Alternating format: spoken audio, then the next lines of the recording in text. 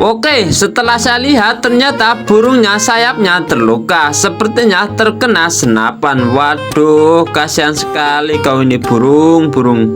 Nah, karena saya kasihan dengan burung ini, langsung saja kita obatin dan saya akan merawat sampai sembuh. Oke, langsung saja kita lanjut. Nah, setelah diukur langsung saja kita gorok. Nah, kepanjangannya kurang lebih 30 cm. Nah, buat kalian yang tahu makanan burung tadi, kalian bisa komen ya, nanti saya akan carikan.